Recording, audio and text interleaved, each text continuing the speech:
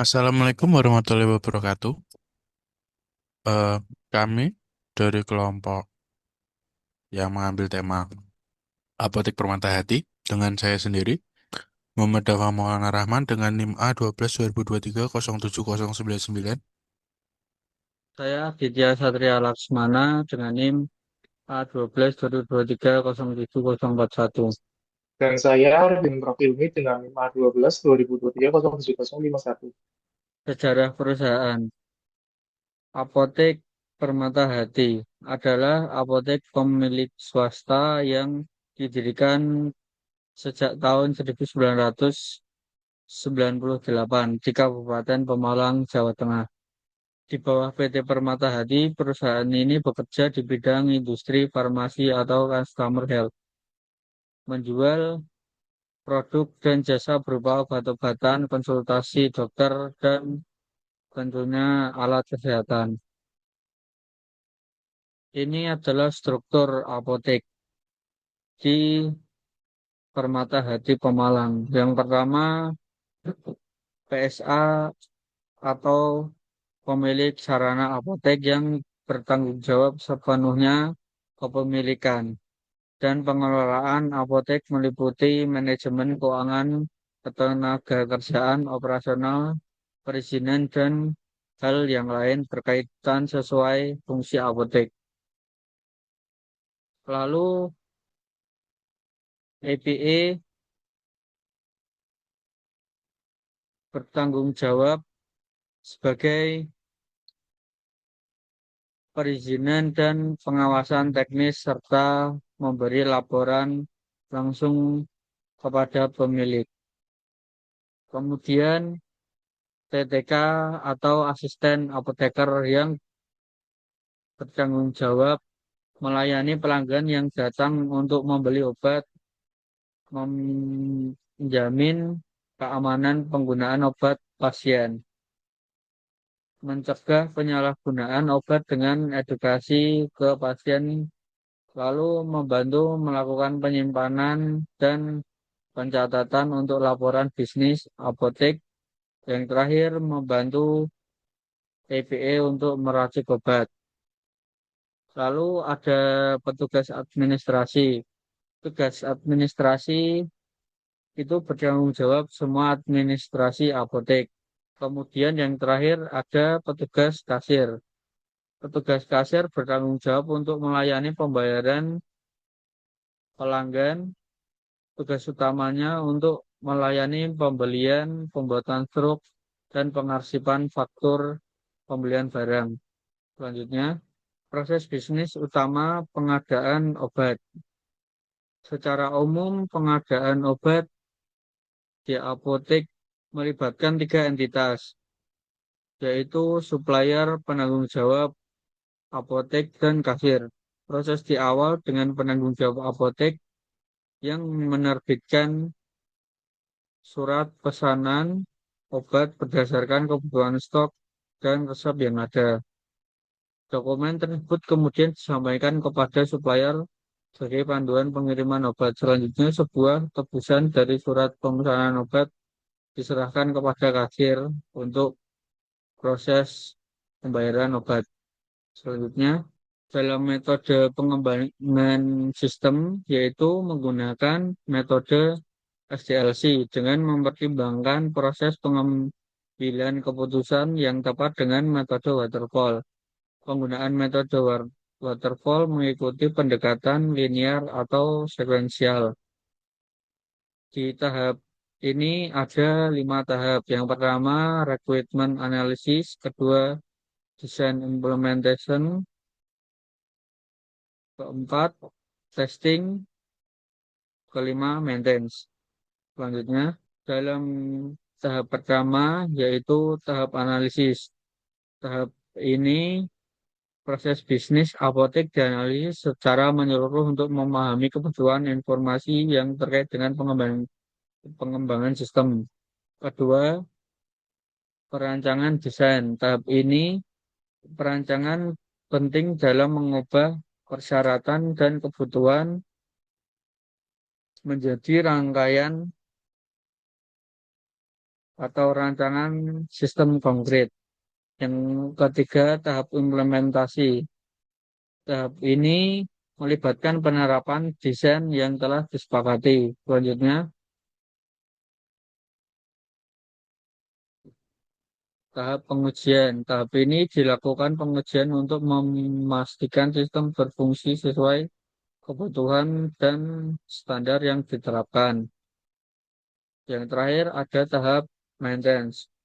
Tahap maintenance ini adalah kelanjutan dari pengujian di mana kesalahan atau kendala terdeteksi akan diperbaiki untuk menjaga kinerja agar tetap stabil dan relevan.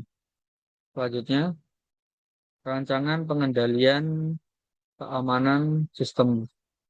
Poin pertama, pemisahan tugas atau segregation of duties, yaitu pembagian peran akun pengadaan gudang dan kasir untuk mencegah manipulasi transaksi. Poin kedua, otorisasi transaksi, verifikasi digital oleh apoteker atau pimpinan untuk setiap dokumen.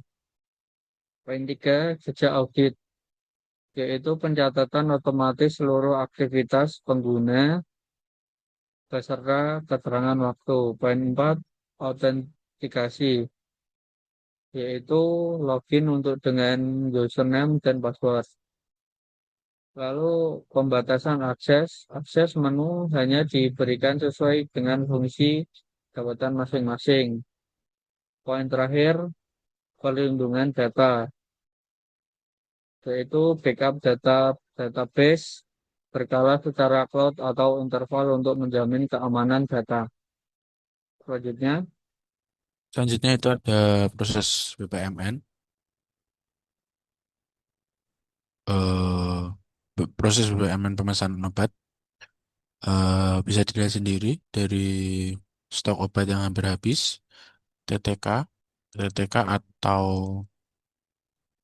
yang tadi ada di sini tenaga teknis kefarmasian membuat surat membuat surat untuk membuat surat laporan stok obat ke APA, dari APA ke PSA, lanjut lagi seterusnya hingga ke pesanan selesai.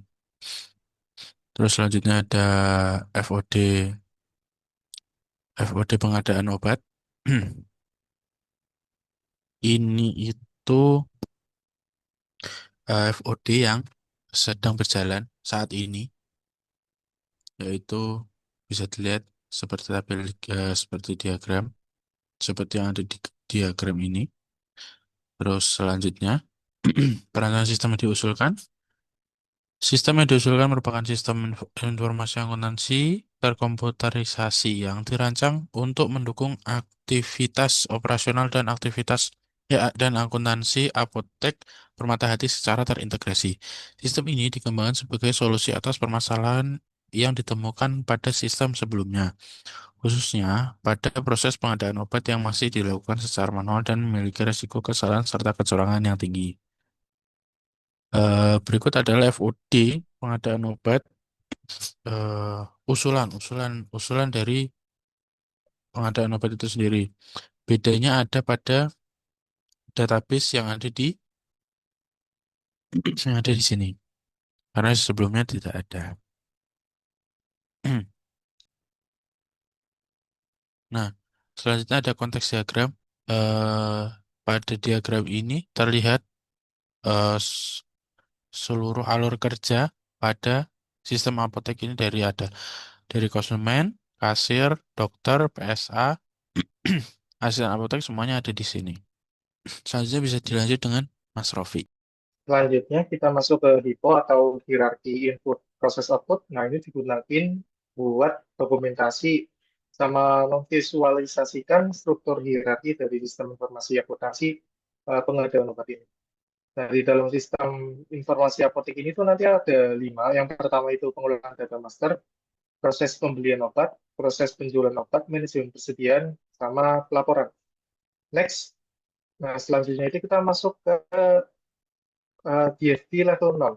Tadi kan udah dijelasin di info kalau nanti itu bakal ada pengelolaan data master. Nah, data master di sini itu nanti ada tiga yang utama. Yang pertama itu data pelanggan, nanti disimpan di penyimpanan data atau database, data pelanggan, data supplier nanti disimpan di data supplier, data obat disimpan di database data obat. Nah, yang bundaran ini tuh sistem informasinya, sedangkan yang kotak itu tuh entitasnya. Alurnya bisa dilihat sendiri. Nah, dari contoh dari data supplier ini, itu nanti masuk ke pembelian obat. Nah, dari pembelian obat nanti lanjut lagi gitu. Next,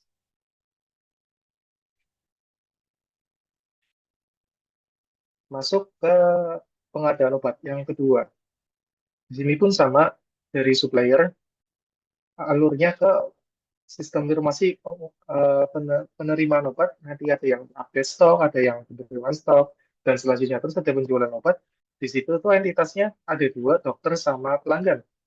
Dengan alur yang dokter itu ngeresep obat, nanti ada verifikasi permintaan, terus ada pengambilan racikan obat, pembayaran, dan pencatatan penjualan. Next, kemudian ada manajemen persediaan. Di sini tuh contoh dari database transaksi itu nanti ada monitoring stok, stock of name, penyesuaian stok, sama akhir disimpan lagi di database data transaksi. Kemudian ada manajemen data master. Nanti itu ada input output buat mengubah data.